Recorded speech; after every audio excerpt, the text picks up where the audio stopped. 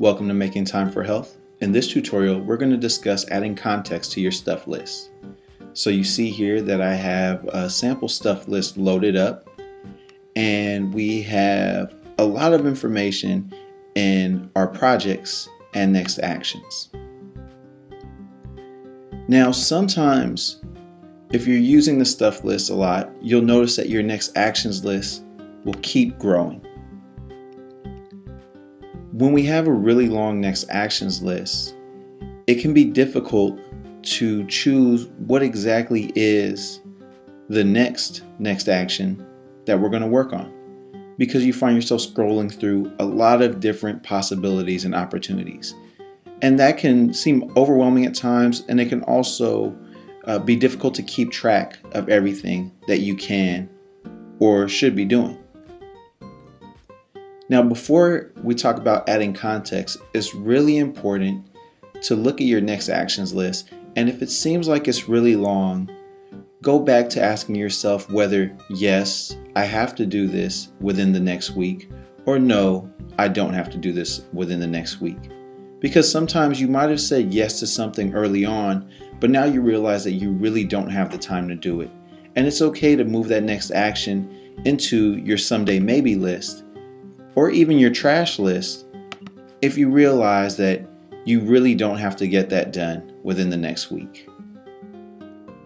But after you've asked yourself that, and you look back at your next actions list, and you still realize that it's a pretty long list, adding context can really help. And so the quick way to add context is to either do this by time or by place. So when we're talking about adding context, we're really talking about breaking up the next actions list so that the list you look through is actually shorter based on either where you are or what time of day it is. So let me show you a quick example. I'm going to highlight this cell in the projects column and the adjacent cell next to it. Now, if you're working on a PC, you're going to right click. Or if you're working on a Mac, you're going to control click. And we're going to insert a row by shifting the cells down. So I'm going to insert this row, and I'm going to recolor that.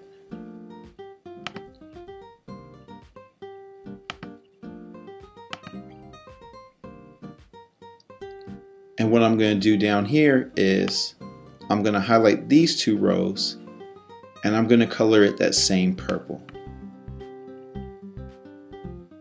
And this is what context will look like. So I'm going to split this list up by time. So I'm going to label this day, and I'm going to label this row night. So now I'm going to go through my yes list and decide which are the things that I can get done during the day, and which are those things that are better done at night. So let's move a few things down tonight. So I'm going to move laundry. I'm going to move cleaning the kitchen,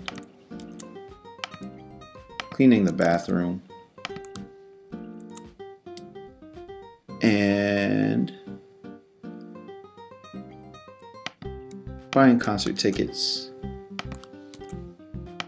and getting plane tickets, all down to things that I'm going to do at night. And now I'm going to move all of these up so they look a little bit nicer. And the way that I'm highlighting multiple cells is I'm clicking on one cell, and then I'm holding down shift and clicking on another cell. And so all of the cells in between are getting chose. So now I have a list for day and a list for night. A good third list to create is what I like to call your on-the-go list. And these are all things that you can do at any time, regardless of where you are. The key to the on-the-go list is, with this list, we want them to be all next actions that are not connected to larger projects. because on the go are the very simple next actions that you can work on. Let's just clean this up a little bit more. I'm just going to move everything up slightly so you can see them a little bit better.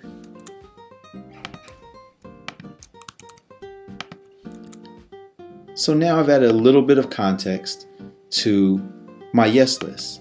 I have things I could get done during the day,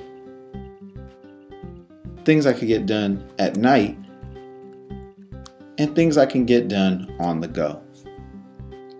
So now during the day, when I'm scanning through my next actions, I'm just going to scan through my next actions that I have labeled under day. In the evening, I'm only going to scan through the next actions that I can get done during the evening. And then my on-the-go next actions, I'm actually going to keep these here until I move them to either my pocket notebook or my list that I have on my smartphone.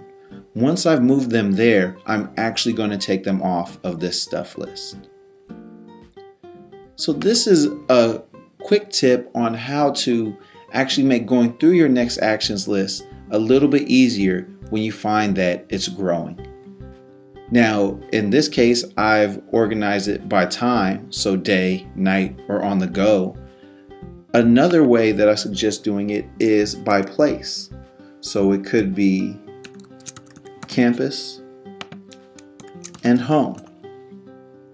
And you can feel free to move things around based on what you have to do that day, or even if you decide initially that something makes more sense to do when you're on campus, but then you later decide that it's better to do when you're at home, you can feel free to move those around. And this is how we add context to a next actions list when you see your next actions list is growing.